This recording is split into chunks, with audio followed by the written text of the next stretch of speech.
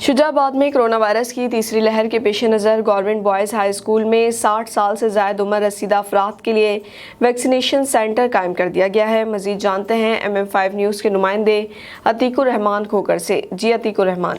जी बिल्कुल, इस वक्त मैं मौजूद हूँ Shujabad government boys high school में, जहाँ पर महकमा हेल्थ और हुकूमत पंजाब की जानिब से कोरोना वायरस की तीसरी लहर के पेश नज़र वैक्सीनेशन सेंटर का इनेकाद किया गया है, जहाँ पर 60 साल से ज़्यादा उम्र रसीदा लोगों को वैक्सीन कराई जा रही है। और मैं आपको बता दूँ, इस सेंटर में आने वाले मरीज़ों के लिए सबसे पहले तो कोरोना वायरस से बचाव के लिए SOPs पर अमल कराया जा रहा है। मास्क सैनिटाइज़र पर जोर दिया जा रहा है और मास्क के बगैर आने वाले मरीज़ को दाखिल नहीं किया जा रहा। मेरे साथ मौजूद हैं सेंटर के इंचार्ज, मज़ीद उनसे बात करते हैं कि उनके इस हवाले से शहरियों के लिए क्या पैगाम है।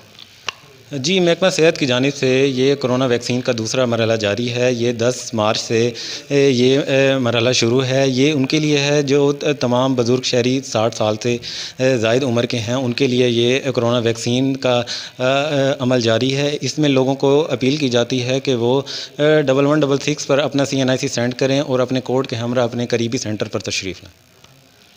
जी, जैसे कि आपने डॉक्टर साहब की बात सुनी, उनका कहना है कि शहरियों को चाहिए कि ज़्यादा से ज़्यादा इस पर आएँ और वैक्सीन लगवाएं और इसका कोई साइड इफ़ेक्ट नहीं है।